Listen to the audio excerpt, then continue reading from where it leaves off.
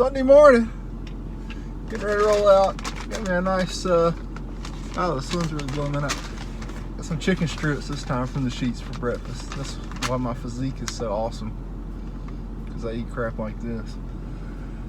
I'm on my way to do some mowing, and I actually just got a text from a customer, a fescue customer, to come check out some brown spots in his backyard. So we're gonna do that for our mow. I purposely didn't even load the permagreen on the trailer today because I didn't want to get distracted and go spray anything, because I got to get this mowing. I'm gonna cook up something to make a video about today and eat my chicken strips. Hang tight.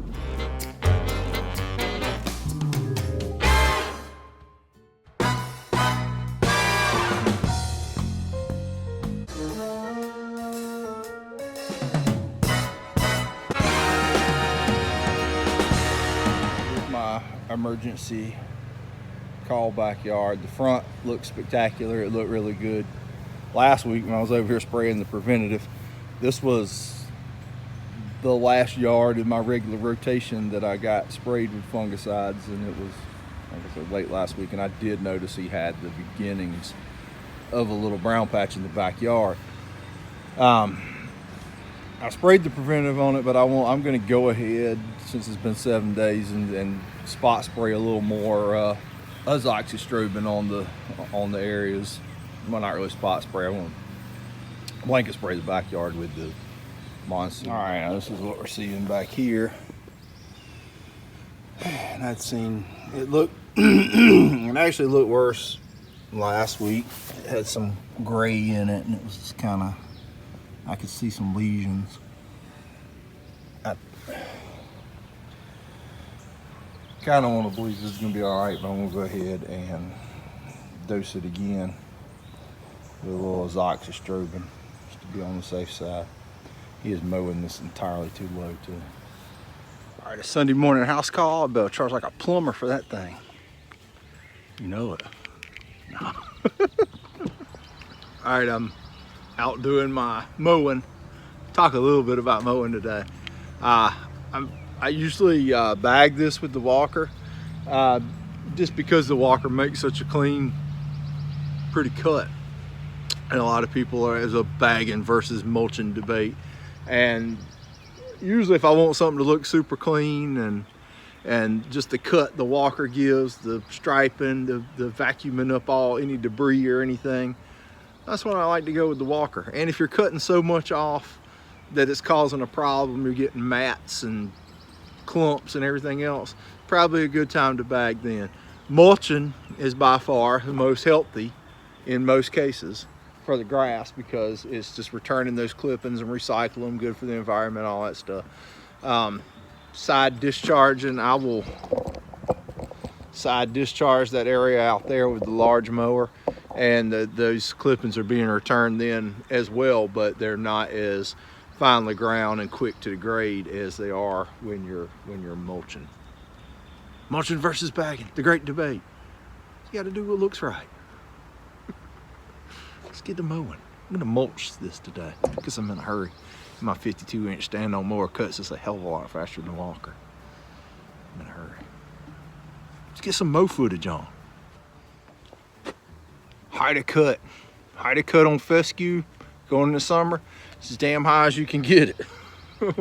And man, it still look right. I'm gonna cut this 1 notch below the transport position on my mower, which is 4.5 inches. So 4.5 inch mulching. Here we go.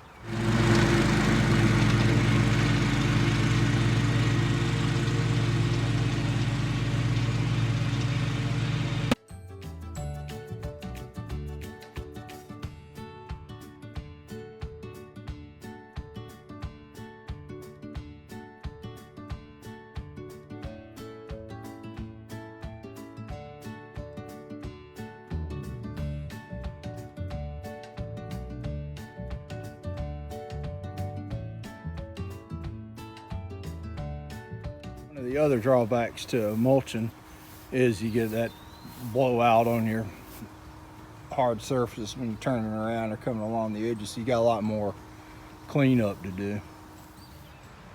Kerpow! What a difference a week of favorable Bermuda grass growing weather makes.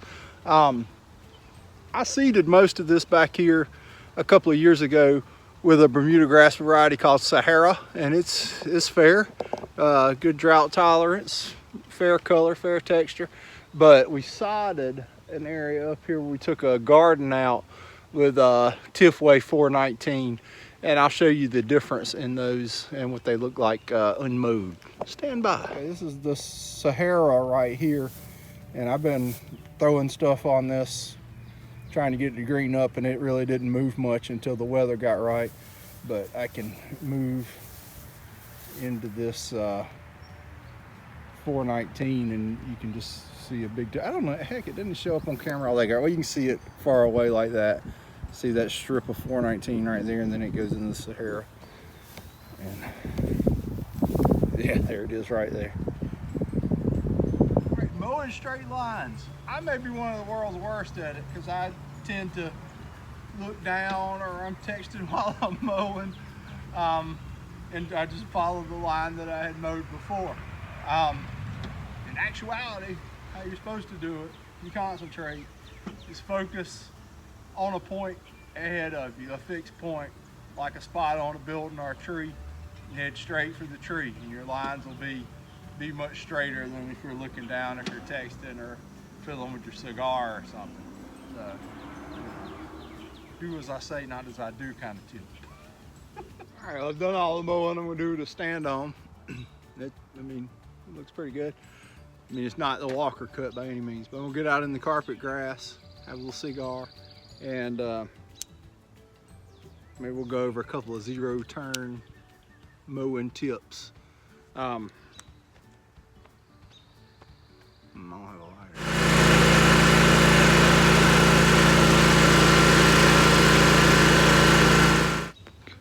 Yeah, sometimes you gotta improvise. Man, I've been using these over-the-ear headphones. They sound great and they cancel out the noise and everything, but man, having that thing pressed on my ear all day is killing my earlobes. Just a thought. Hey, before I get started mowing the carpet grass areas and enjoying my cigar here, we'll bring back a little segment I call answering questions from the last video. That's what I did, was I just checked my inbox and scribbled down a couple of the questions that I haven't answered yet from the last video. Some of them are actually from another video, I think. But anyway, I'm gonna run through them. Guy named Scott Ohms asked, how many fungicide applications would you do on fescue? Generally with the, and I think he said if it was your own yard, meaning all in, every 14 to 21 days you would be, you know, on a super high maintained money no object. Your own yard would probably be the interval I would throw it down. And as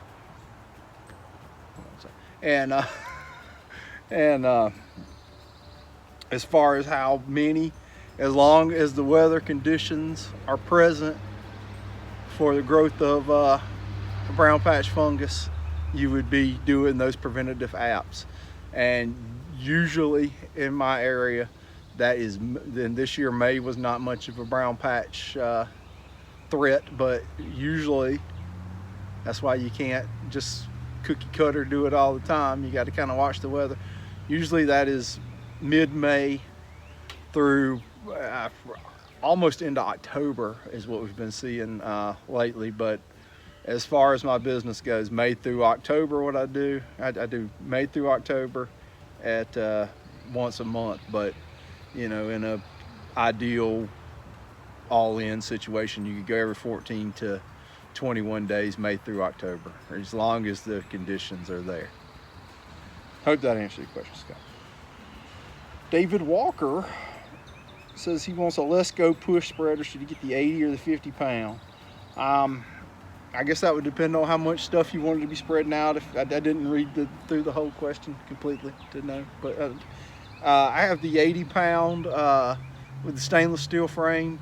It's a good investment. It'll last forever, Any of the parts that break on it are replaceable, and you can get them through a place that I don't like to promote, but if I need parts for it, I guess I'll order them online from them. But anyway, I would get the 80-pound with the stainless steel frame if you're going to be spreading out a lot of material, or the 50-pound with the stainless steel frame. I would definitely get the stainless steel frame. It'll last forever. You'll love it. W. Jack had some questions, and one of them was what to do about torpedo grass. That's a bad one. We don't see a lot of it in my area. Fortunately, I don't deal with a ton of torpedo grass, but it's out there. Depending on your turf type, in Bermuda, really about the only thing you can do is try to mechanically remove it, or spray it with glyphosate. St. Augustine centipede, you could probably fescue. You probably spray Fusilade on it, Fusilade 2, which is Flazofop, and that's also in Ornament over the top, and that would probably be easier for you to find, and you can buy it in small quantities. Try Fusilade or Ornament over the top on it, see what that does to it. Lush Lawns, Lushy says quality content. I don't know if he's commenting that the content is quality, or he's like asking for quality content. Why not quality content? Maybe what he's saying. How about some quality content? I don't know. Text me and clarify this question, Lushy.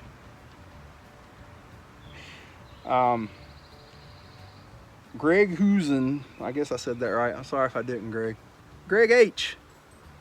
Greg H says he has a bag of egg soil and wants to know when to put it out.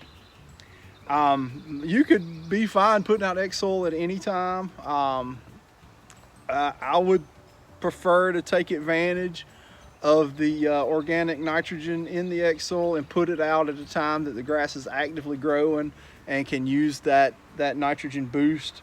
And one bag of egg soil is not going to do much for you. Maybe I didn't read the question clear enough, because I just kind of glanced through these and jotted them down because I got work to do, damn it. But I would like to see egg soil put out at least at 15-20 pounds per thousand on up to that 30 plus range. I think there's probably not a lot of advantage to going probably over 50-60 pounds a thousand, but yeah, you want to think of egg soil as like a top dressing, so you want to use a lot of it, but a little bit of it can do something for you too. Josh Kelly commented that in the video from yesterday I was putting out RGS at over 6 ounces per thousand. He said it was kind of hot for that, and there is a warning on the label, I believe, for not applying it at high rates or whatever over a certain temperature. I could be dreaming, but it seems like I've had that discussion with somebody at Greene County, maybe even John before, and it's got something to do with the kelp might degrade quickly at high temperatures or something. I have sprayed that stuff at a full concentrate rate out of the permagreen, and it really didn't mess up anything except for make my permagreen dirty. I think that stuff's pretty harmless. There is some oomph to that kelp that's in it, so I guess you could potentially do something bad with too much kelp. I don't know, but maybe if John is inclined, I'll ask him to chime in on that and clarify. I could be wrong. I'm not the RGS expert. I've used a lot of it though. Well, that's all I wrote down. So let's go get some zero turn mower mowing extravaganza tips. Carpet grass area out there. It's time to go attack.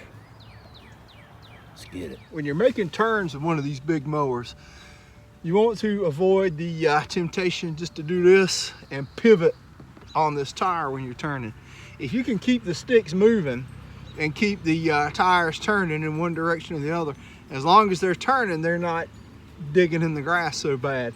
But if you just pivot on this one wheel, you're gonna turn a divot up in the ground, because this thing weighs about 1,200 pounds, and that's a big old wide tire in there, and it's gonna dig a hole in the grass. I'll try to set it up and demonstrate. Well, I'll do a pivot first and see if I can dig up some grass, and we'll see what that looks like.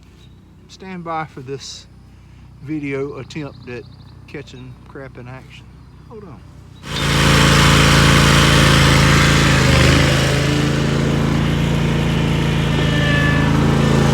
Probably not the best, the best grass to demonstrate on. Old carpet grass is tough.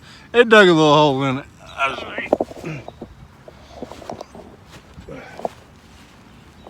And that was kind of over the top. But when it's wet or certain turf types, centipede's real bad for it. It's so shallow rooted. You can definitely dig big sections of it up doing that pivot like that. I'll try to demonstrate how I like to turn around at the end of runs here and see if I can capture all the magic. This filming stuff's hard. Takes up a lot of time, so I need to quit. What you kind of do, you want to keep the wheels turning and do like a 3-point turn. And also with this 72-inch deck, and probably the 61s and in some cases the 52s, especially in a grass is apt to show scalping like zoysia or Bermuda, use that foot pedal and pick that deck up when you're turning around, because it's gonna, the inertia or whatever is gonna make it want to do like that when you're making that twist, and it's gonna dip that side down lower, and in a grass that's gonna show those scalp lines, you're gonna make a mess out of it on your turns. Let me see if I can do this.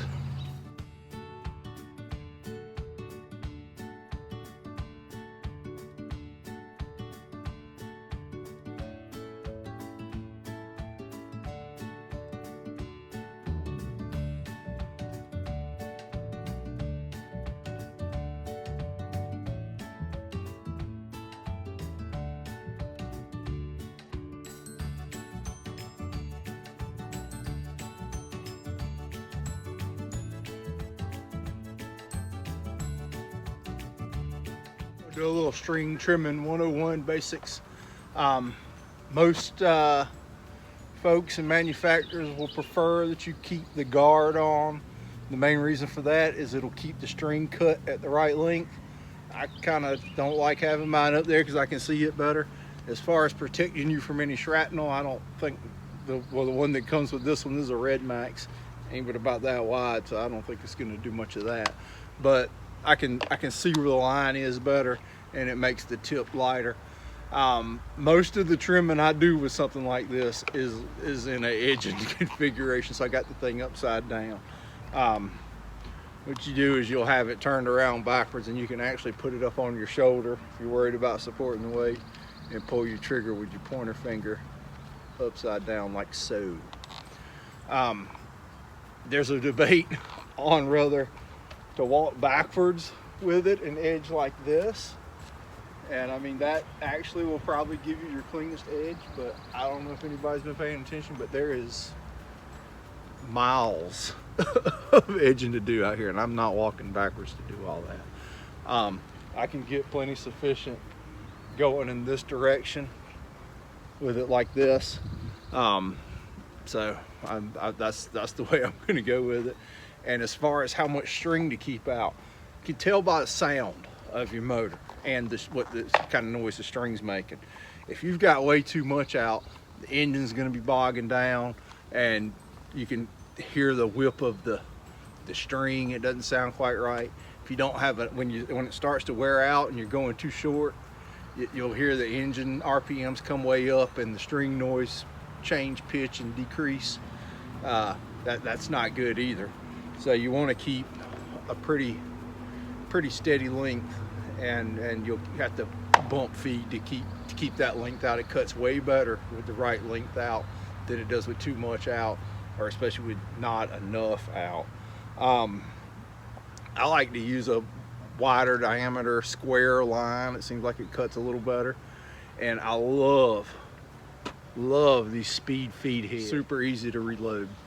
You don't have to take it all apart and everything. Those are for the birds. And as far as string trimmers, in my opinion, you can't beat that brand right there, Red Max. I've had just about all of them too, and I had two trucks set up with steel, and I would not kick a dog in the testicles for another piece of steel equipment, except for maybe a chainsaw. I've got a very old steel chainsaw, and I don't run a chainsaw every day, but that chainsaw cranks every time I need it.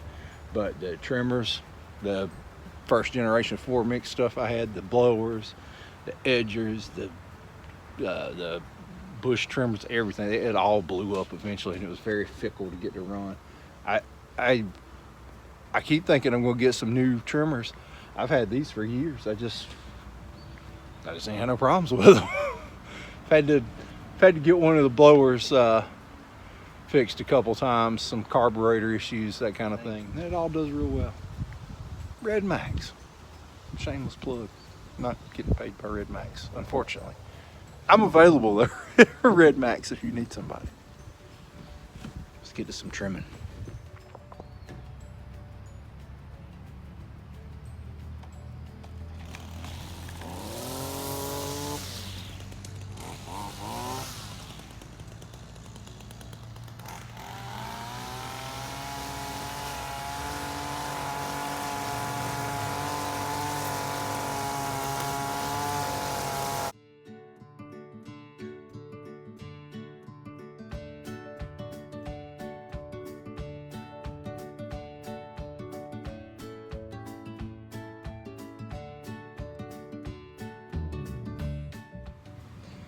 Speed feed head loading.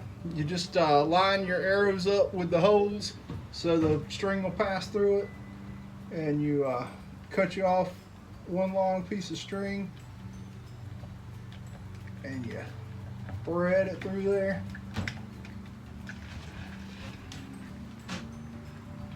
Pull them out till they're even, and then you just wind it on.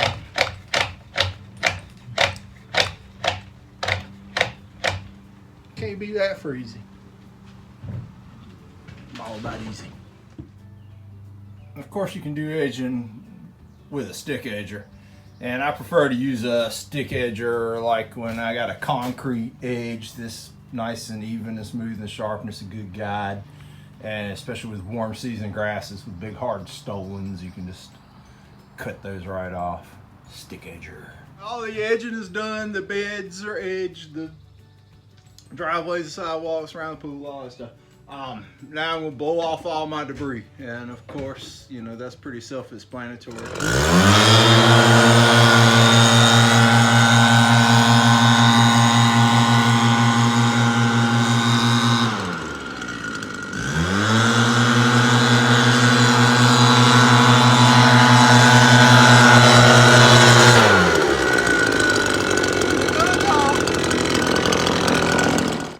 You wouldn't believe me if I told you how effective that is. It really works. I'm gonna spray out the beds and I'll be done here. And then I got like 3 more yards to mow, but on the way to the next one, I got a little mission, little shopping trip. I'm gonna take y'all with me. I'm thinking about buying something. Ask for your opinion. Town I'm over here working in today, Tarboro. I got a few yards to mow over here. They got a really neat little family-owned Ace Hardware, and they're a big green egg dealer. And I'm gonna go in there and check them out. For some reason, I don't know why. I mean, I work 7 days a week, but I'm in the market for a Clamato grill. I don't know if I want an egg or a Clamato Joe. The Joe seems like a little better value, and I'm a tightwad. So I'm over here and look at the green eggs. There it is. You gotta buy everything separate on this thing. It's kind of pricey. There you go. 6 o'clock Sunday evening. That wraps up another day of dirty mowing. I'm gonna kick off the week tomorrow by spraying. I got a 5-acre apartment complex to treat the turf and put some PGR on all the shrubs. So I'll get kicking on that in the morning. Anyway, I don't know if y'all got anything out of this or not, except for the double backpack blowing. But thanks for watching, and I'll check you guys out next time. Thanks.